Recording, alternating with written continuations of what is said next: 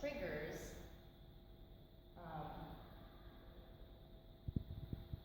I learned you have to figure out what your triggers are as an individual. You have to know what they are. And each incident is like playing the lottery. Every person is different as far as emotions, situations, incidents. If you have,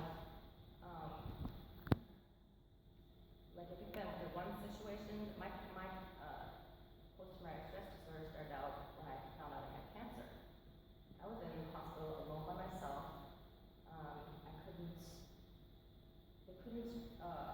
It was my first surgery. I had to have surgery to have my cancer removed. And I was in the hospital by myself, and they couldn't stabilize my vitals. And I was in a recovery room for like 8 hours. They're like, we need to move her. I could hear them, but I couldn't say anything. I couldn't talk.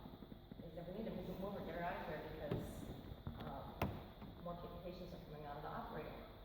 You know, I'm hearing all of this, I couldn't do anything. And they gave me too much, what do they give me to? Anesthesia. So they had to find an anesthesia to come and counteract whatever chemo gave me. And I was afraid, I thought I was gonna die. So that kind of started where I was afraid beyond the domestic violence and getting woken up, just things breaking over my head and being burnt while I was sleeping. And so you have to understand, like I was afraid to go to sleep, that was a trigger. I was receiving death threats on the phone, I was afraid I would knock at the door, you know, especially if I didn't have people.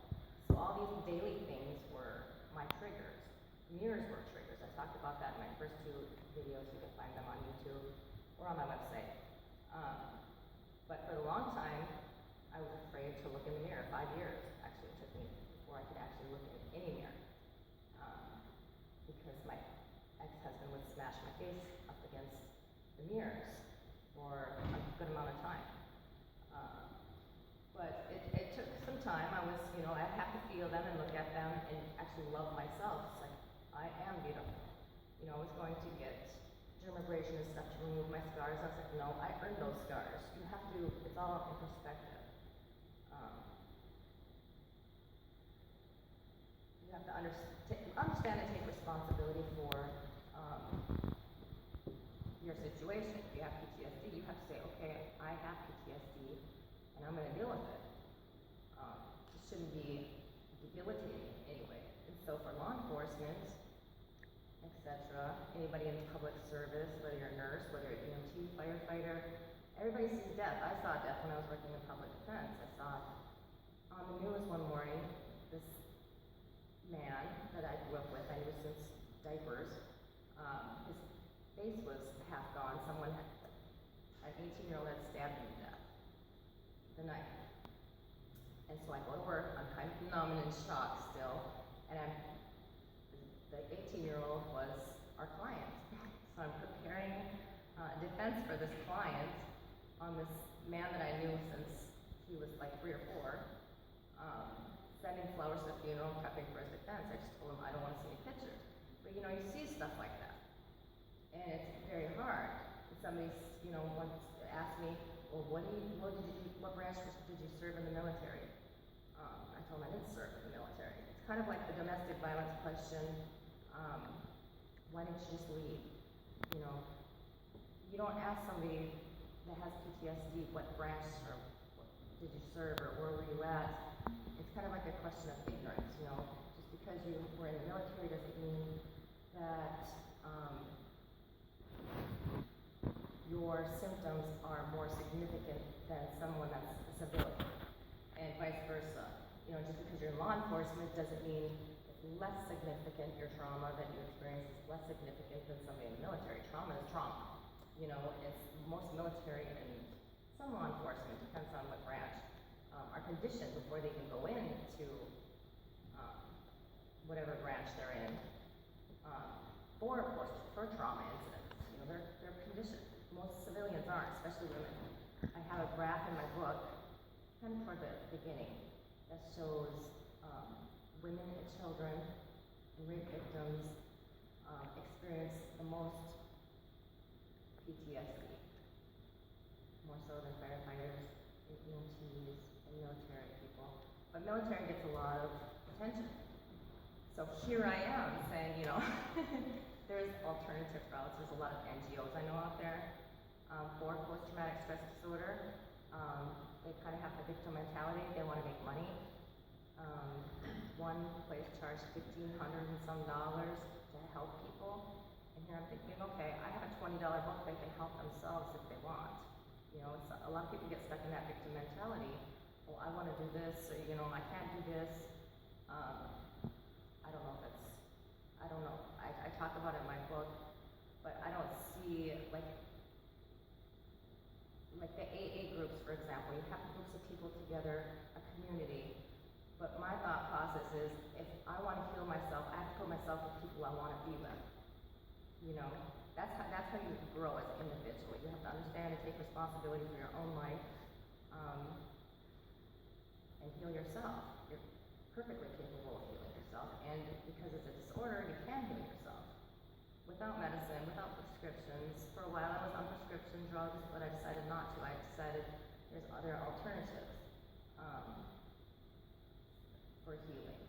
You know, meditation is really good. I actually learned about that when my mom had high blood pressure. It said that if you meditate, that will always lower your blood pressure. But she's on pills, and those pills, like diabetes, you have to take for life once you're on that. It's not like bipolar. You know, I could go on and off of the medicine as I needed it. But right now, I haven't taken medicine for a long time. Because I learned that you have to realize what fear is, what are imagined fears, what are real fears. Real fear always involves death. Imagined fears are like stage fright, because it's fear of the unknown. Kind of like when I flew over here, I have that. Also, I lost my thought, train of thought. As far as defense-wise, there was a case, Chris Kyle case, for the state versus Ralph, where they actually used PTSD as a defense. And I was watching that, and what I saw, anybody that knows PTSD, it's a flight or fright reaction. You're not actually numb. You're going to actually do something or not. Most of it is paralysis. Like when I have to do something and I'm triggered, I go into a paralysis state. My mind's going 1,000 miles a minute, and I can think, but I can't speak, I can't move, because there's so much adrenaline running through you. So on the Chris Kyle case, with State versus Ralph actually, what happened was he waited till Chris Kyle actually emptied all of his shells before he shot him. And just that little time difference there showed me he was guilty. Because if it was a flight or fight, flight or fight, he would have shot instantly as soon as he heard that first shell fly. Or first, time first, he shot for the first time. So, in that case, they're getting a lot of bad publicity. And so I'm kind of going internationally, trying to quash the international negative social stigma on the condition, because it doesn't involve anger, it doesn't involve aggression, and there's a lot of media promoting actually, the anger, the issues, criminal offenses, using it as a defense even, because of anger and aggression. And this makes police departments and any other public service thing leery of even hiring people or keeping people, especially that have post-traumatic stress disorder, because they don't understand it. If they understood it, they'd say, oh, you're okay, we can deal with this. So I've talked about that in my book as well. Questions or?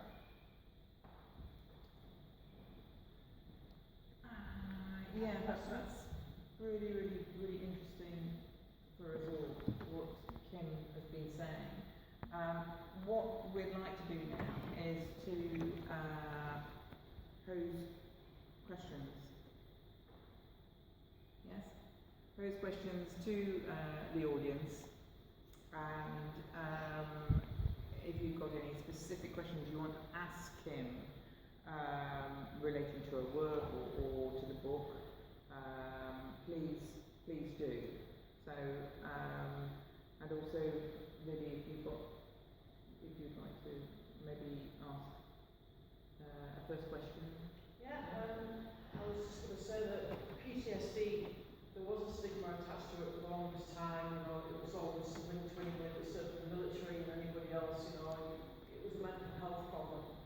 And for me, I think that when they tried to cover it with inhibitors, such as the medications, like it says in the book, it does mention about inhibitors. That's actually page 9, where it talks 8 and 9, it talks about the statistics of PTSD, but it's been found that it is an injury and it's an invisible injury that people suffer, and it is more recognised. And I think in the way that sort of your own self-help, how do you feel that it compared to using inhibitors? Obviously you took yourself off them, you put yourself on them. How do the two compare? How did I compare To managing yourself in terms of... It helped if I was like in a work situation, and I was at work. I talked about this. I worked for the state of Minnesota, and there was times that I had to deal with it at work.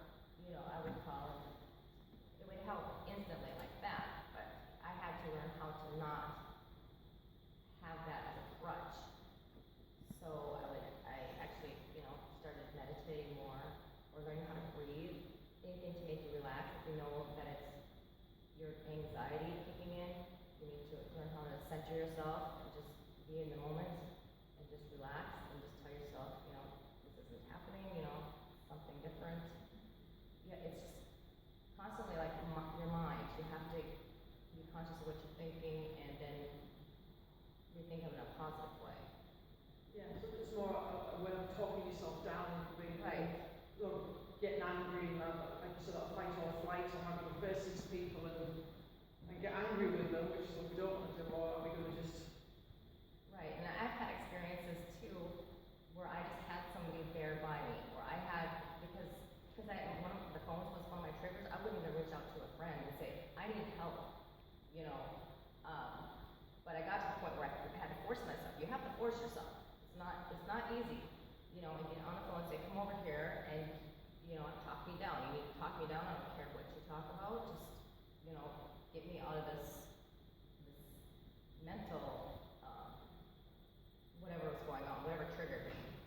So if you catch it in time, you don't go through the full-blown PTSD, you know, what do you call it? Like a, I don't know what to call it, PTSD, flare-up, I guess, or like a flare-up. If you do that, if you go to that point, if it flares up, then it's like days, sometimes days or weeks or months before it calms back down. You can get it under control. So it's important to have somebody there just to reach out to, and that's why I talk about my book about suicides. Or he had PTSD, he committed suicide, you know, and they kind of try to link that negatively to just having PTSD. Well, technically, you know, if somebody commits suicide, it's because they don't have nowhere to go. They have a lot of pride, and I talk about that in my book, where they can't reach out for help. I actually give a link to a police officer in my book that committed suicide. But it was because he was fired, and the chief found out that he had post-traumatic stress disorder, so he killed himself. What are you going to do? It's your choice, you know. If you want to take your life, it's your choice. If you have too much pride to reach out for help. With that particular case with the fire chief, was there ever any signs before? Because sometimes it says somebody will make several attempts on a life as a cry for help, if you like, or was it one of those ones where it was so silent that, you know, we have no idea who's going to do this, and it just happens like that? But was there any kind of Signs that he had PTSD? Was there any signs that he was going to, you know, make an attempt on his life and, you know, succeed? I don't think so. I don't think that there was any signs. I think it has a thing for what's in it for me, whether it be NGOs or doctors or anybody that instills fear or doubt or stress or worry. Stay away from them. That's red flags, you know. It's not healing. It's not helping you. My family even told me, you know, what are you doing this for? Questioning me but I just went with my gut and figured out what PTSD is. I wrote it in layman's terms in my book and how I overcame all of that. People, you know, my family, you know, coworkers, you name it, how I dealt with all of them. But disorder is basically just temporary. If people understand that, one doctor even told me that I had to be on medicine for life, and I said, oh, no, I don't. You know, and another doctor told me that you're depressed, and I said, I'm not depressed. You could ask anybody, because it's one of the symptoms. And what, I have a background in, I almost took my RN, I did all the classes and stuff, but I didn't take my RN test for nursing. And I worked with doctors for 2 years. So I know that they try to convince people that they need to be on this and they need to be on that. And, you know, most people are just, okay, I'll take it, but I'm one to argue with my doctors and say, no, I don't need this because this is not my symptom. And I listed symptoms in my book, you know, what the true post-traumatic stress disorder symptoms are. Anger is not one of them, aggression is not one of them. If you have anger and aggression, that's usually from drugs, like psychotropic drugs, from a condition like a born condition, learned condition, like anger in the house, like for domestic violence. That's a learned behavior, the anger. So that could be like a subset. It has, you know, it doesn't have actually anything to do with post-traumatic stress disorder. But when I was initially told that I had post-traumatic stress disorder, the doctor wanted to put me on Paxil, which is common. It's an anxiety drug for like social phobias. That's technically what post-traumatic stress disorder is. It's a subset of acute anxiety. So my book was kind of targeted towards people with a lot of anxiety, you know, how it would help them to understand what they're going through, how to relax themselves if you start to feel panicky or hyperventilating. But the triggers, I learned, you have to figure out what your triggers are as an individual. You have to know what they are. And each incident, it's like playing the lottery. Every person is different as far as emotions, situations, incidents. If you have, like if you've been through one situation, my post-traumatic stress disorder started out when I found out I had cancer. I was in the hospital alone by myself. It was my first surgery. I had to have surgery to have my cancer removed. And I was in the hospital by myself, and they couldn't stabilize my vitals. And I was in the recovery room for like 8 hours. They're like, we need to move her. I could hear them, but I couldn't say anything. I couldn't talk. They said, we need to move her, get her out of here because more patients are coming out of the operating room. You know, I'm hearing all of this, and I couldn't do anything. And they gave me too much, what did they give you to? Anesthesia. So they had to find the anesthesia. Anesthesia, you know, he just coming to the chief and said, I have PTSD from what I remember off the top of my head, and he was fired because he had PTSD. Well, that just shows you the lack of ignorance within public service. I had actually a police officer in Minnesota that had PTSD from fires. You know, then he was scared to go to into fire situations. But if, like the department knows that someone has PTSD, let's say you have PTSD, you're working in my department, and you come to me and say, I have PTSD, we just have to watch that. You know, monitor that. If there's a situation, let's say you have a fear of, you're a domestic violence victim, but you're an officer. If that triggers you, then we shouldn't send you to a domestic violence call. You know, it's just common sense. Well, that's my next question, because as a domestic violence survivor yourself, did you ever find it in your workplace, have you ever had to deal with it all before? Would you would you handle it differently? Would you handle it different if you have been a survivor?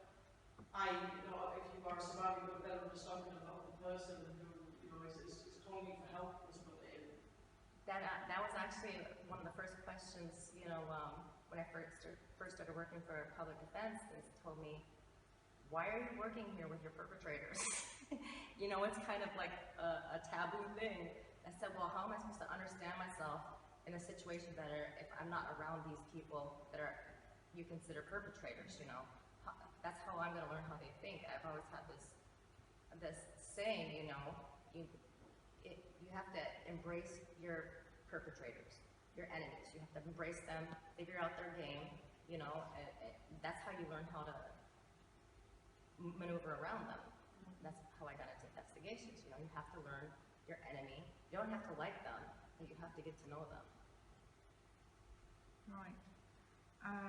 Would anybody else like to ask a question? It's just coming from what you said about people who have experience in working. So I'm a psychology student, and then I took an option course in history and history.